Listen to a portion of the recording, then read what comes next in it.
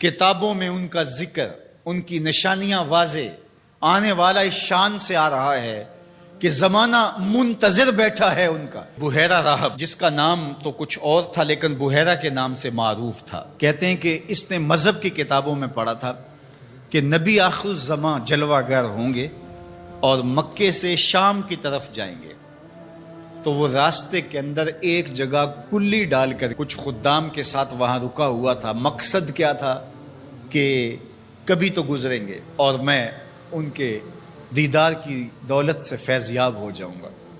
مذہب کی کتابوں میں ساری نشانیاں اس نے پڑھ رکھی تھی۔ وظیفہ کیا کرتا ہے یہاں بیٹھ کے؟ صبح ہوتے ہی مکان کی چھت پہ چڑھ جاتا ہے، اپنی اس کٹیا کے اوپر چڑھ کر کے حجاز کی طرف آنے والے قافلوں کی راہیں تکتا ہے۔ قافلے گزر جاتے ہیں، شام کو پھر نیچے آ جاتا ہے، اگلے دن سویرے پھر یہی عمل شروع ہو جاتا ہے۔ شب ہجر کی سختیاں کوئی اس سے جا کے پوچھے، تیری راہ تکتے تکتے جسے صبح ہو گئی، مدتیں بیت گئی، ماہ و سال گزر گئے۔ ایک دن وہ اپنے مکان کی چھت پہ چڑھا ہی تھا تو ایک قافلہ دکھائی دیا۔ اس نے کیا منظر دیکھا کہ دائیں بائیں کے درخت سجدہ کناں ہیں۔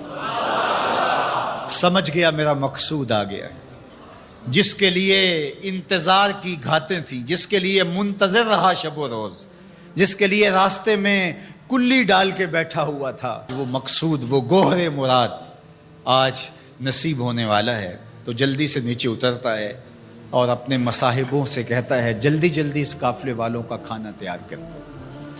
کہا کہ پہلے بھی قافلے گزرتے ہیں، یہاں رکتے بھی ہیں، آپ نے کسی کو پوچھا بھی نہیں۔ کہا بس آج کسی کی طفیل ان کو کھانا دیا جا رہا۔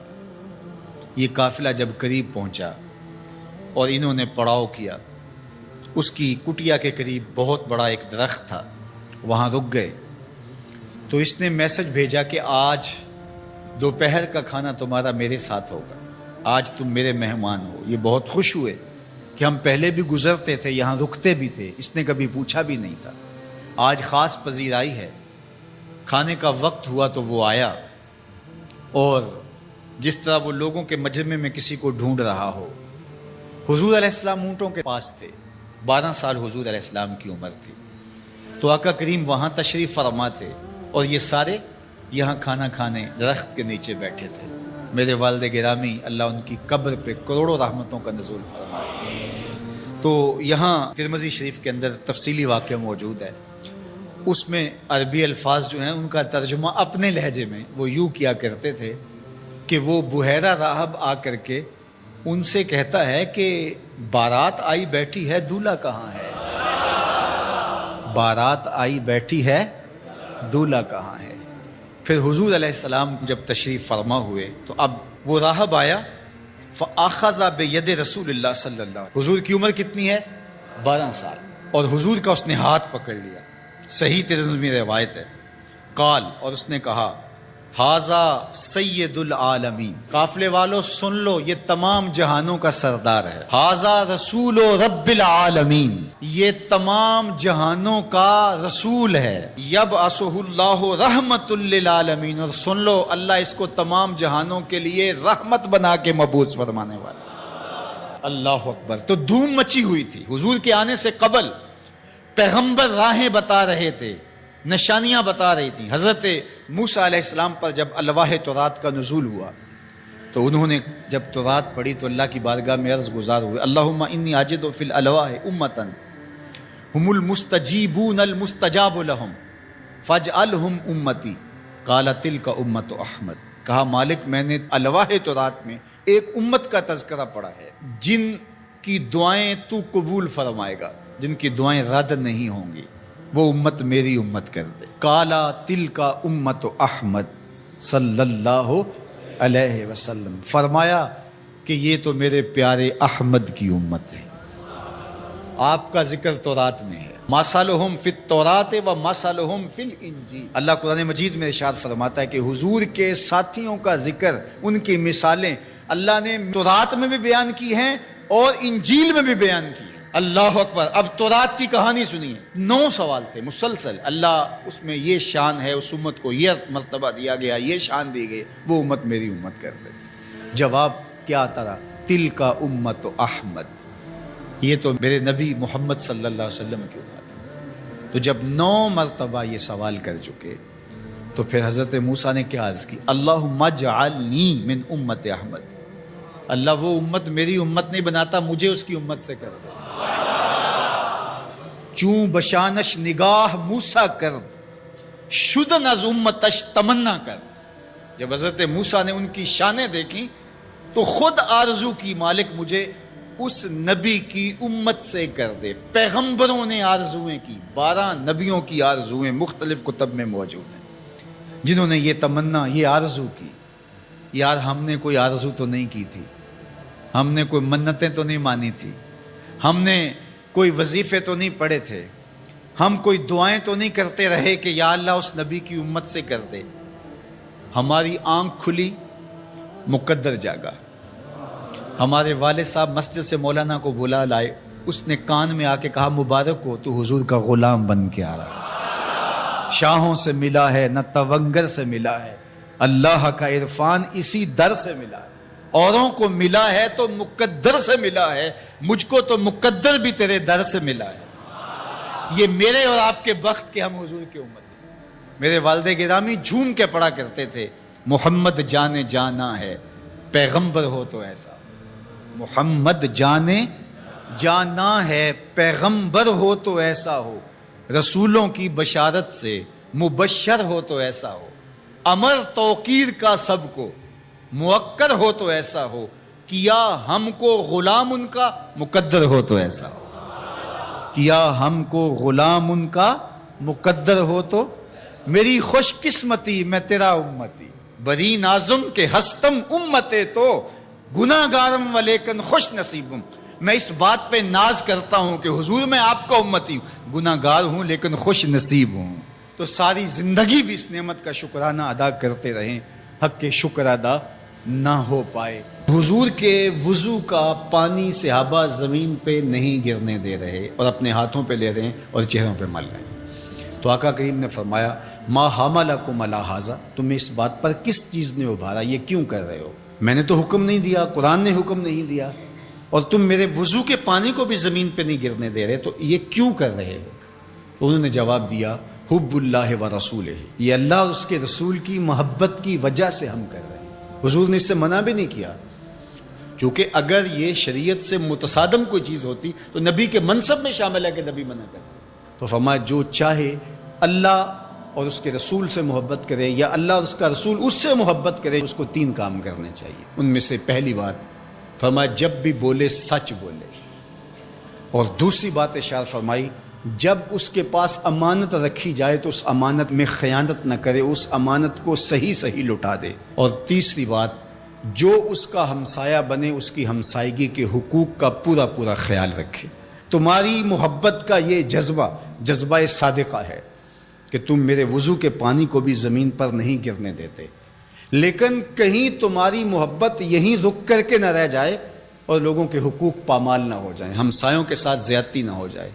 تم محبت کی فراوانی جو ہے وہ اپنے سینے میں رکھے ہوئے ہو، لیکن عمل سے کہیں تم بے نیاز نہ ہو جاؤ، لہٰذا تمہاری زبان ہر حالت کے اندر سچ ہی بولنے کی خوگر ہو، اور تم لوگوں کی امانتوں کا پورا پورا خیال رکھو۔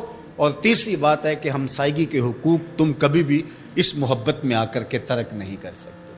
میں اور آپ دیکھیں کہ ہماری محبت کہیں خام تو نہیں ہے کہ ہم دعوی محبت میں وہ چیزیں کر جاتے ہیں جن کی شریعت ہمیں اجازت دیتی ہے، شریعت کا حکم نہیں ہوتا اور ہمیں وہ کر لینی چاہیے، لیکن دوسری جانب جو طے شدہ شریعت کا نظام ہے اس کو کہیں ہم پامال تو نہیں کر جاتے، اور محبت کی اس فراوانی کے اندر وہ چیزیں دب تو نہیں جاتی۔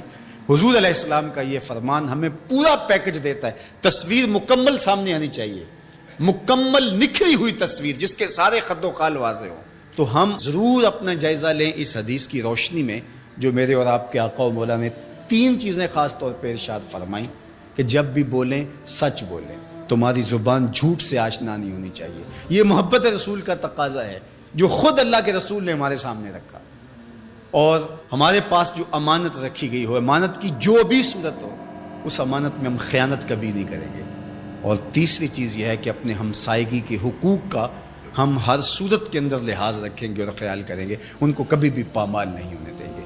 یہ تین چیزیں اگر ہم اپنی روح کے اندر سمو لیتے ہیں اور یہ ایسا نقشہ سامنے آتا ہے ہماری محبت کا، تو یہ محبت ماحول کے اندر خوبصورتی کی ضمانت بنتی ہے۔ ورنہ میرا رویہ چاہے وہ دین کے نام یا کسی اور نام سے ہو، اگر لوگوں کے لیے دین سے دوری کا سبب بن جائے تو مجھے سوچنا چاہیے کہ میں کھڑا کہاں ہوں اور میرا مزاج کس سمت جا رہا ہے، اور میں اپنے آپ کا جائزہ لوں۔ میرے استاد فرمایا کرتے تھے کہ یہ نہ ہو کہ لوگ تمہیں پوچھے تم کون ہوتے ہو اور تمہیں بتانا پڑے یہ دیکھو مذہب کے خانے میں اسلام لکھا ہے۔ آپ فرمایا کرتے تھے صاحب نہ پوچھنا پڑے نہ تمہیں بتانا پڑے، تم دور سے آ رہے ہو، تمہاری وضاقت، طرز زندگی، انداز معاشرت، تمہارا حلیہ، تمہاری زندگی کے اسلوب دیکھ کے لوگ دور سے کہیں وہ دیکھو آقا کا غلام آ رہا ہے۔ اور اس پہ میں ایک اور بات کا اضافہ کرتا ہوں، اور وہ یہ کہ تم دور سے نظر آ رہے ہو تو لوگ کہیں وہ حضور کا غلام آ رہا ہے،